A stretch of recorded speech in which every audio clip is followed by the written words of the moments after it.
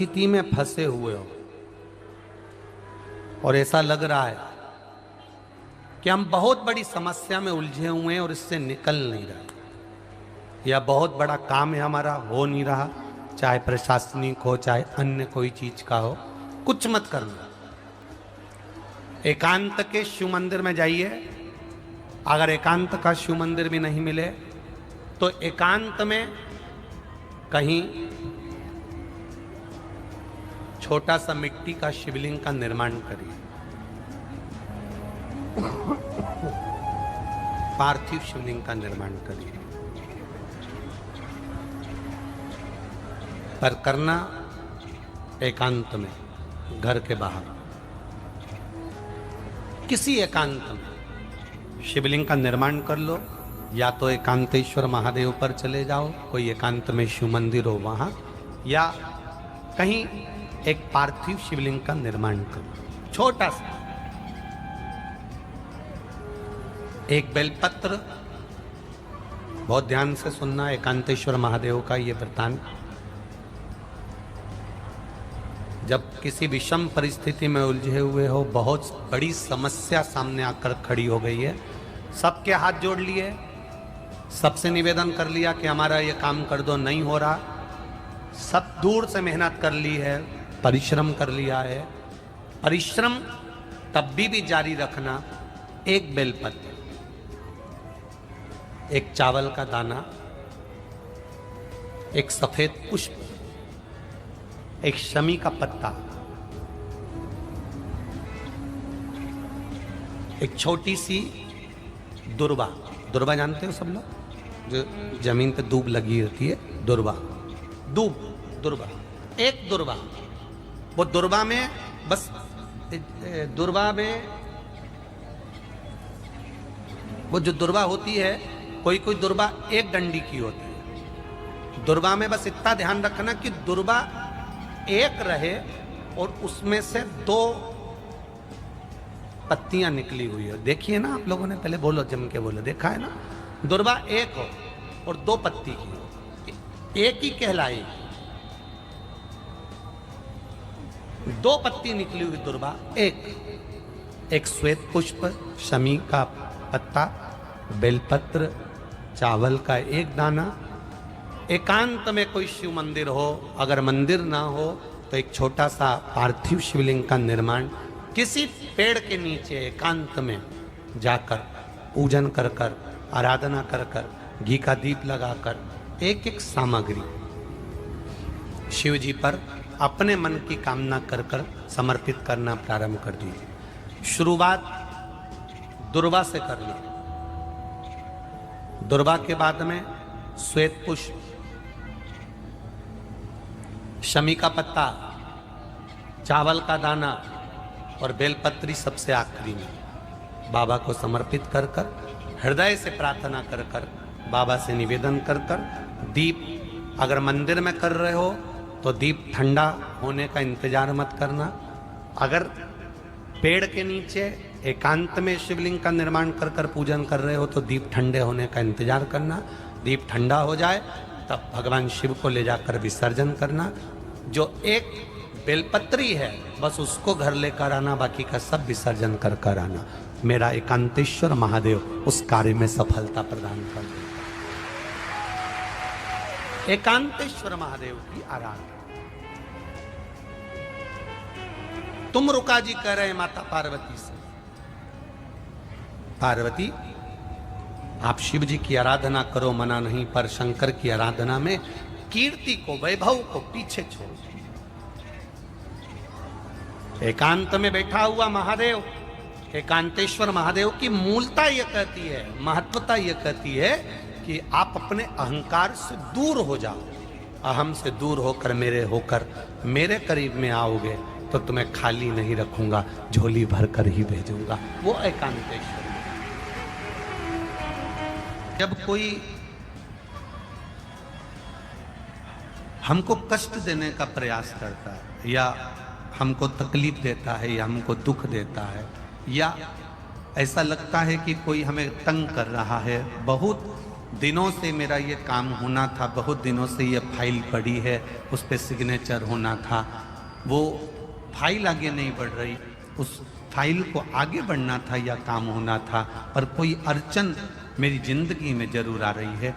उस जगह पर निर्मलेश्वर महादेव का पूजन कार्य आता है। अब उसको करने के लिए अपने को कोई बहुत बड़ा मंडल नहीं बनाना है, हमें बहुत बड़ा कोई बहुत दिखावा नहीं करना है। केवल 5 वृक्ष की पत्ती को, कितने वृक्ष? बस 5 वृक्ष की पत्ती और एक श्वेत पुष्प, सफेद कलर का पुष्प अशोक सुंदरी वाली जगह पर लगाकर देवाधिदेव महादेव को सोमवार की अष्टमी के दिन जो चढ़ा देता है, बस निर्मलेश्वर महादेव का नाम लेकर जब चढ़ाया तो कार्य सफलता की ओर अग्रणी। वो निर्मलेश्वर महादेव।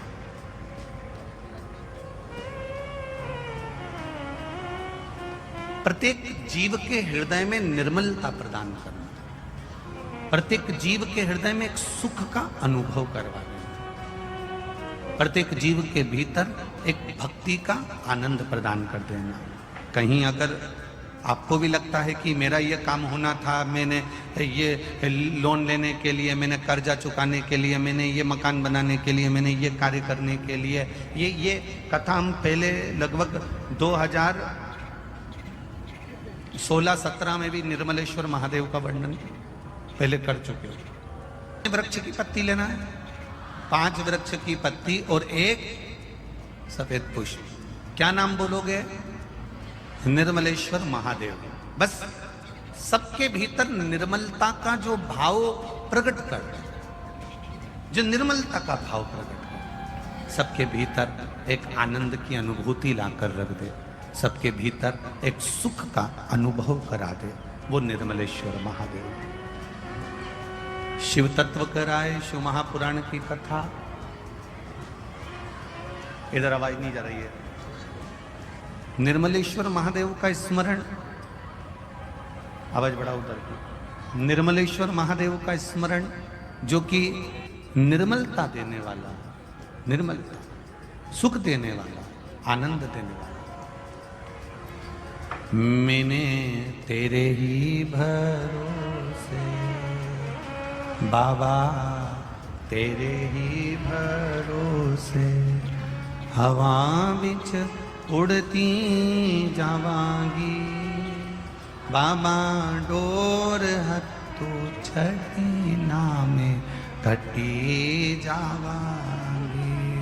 भोले मैं तेरी पतंग, शंभू मैं तेरी पतंग। तो शिव महापुराण की कथा कर रही है। भगवान शिव की भक्ति को धारण करना, शिव तत्व को अपने भीतर उतारना, और भगवान शंकर के गुणगान को अपने भीतर उतारकर भगवान शंकर की भक्ति को विश्वास के साथ जब हम करते हैं तो शिव कृपा जरूर करता है, ये निश्चित है।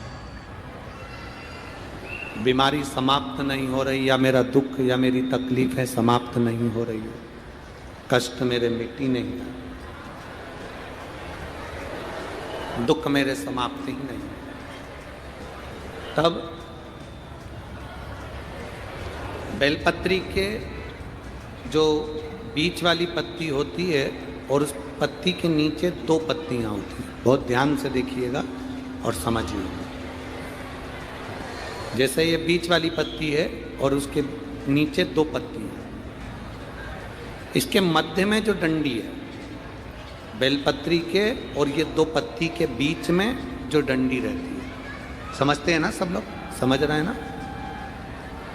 बेलपत्री की बड़ी पत्ती, पहले नंबर की पत्ती, और उसके नीचे की 2 पत्ती, उसके बीच की जो डंडी होती है, इस डंडी में चंदन का लेपन कर कर, ये बीच की जो भाग है, डंडी है, उसमें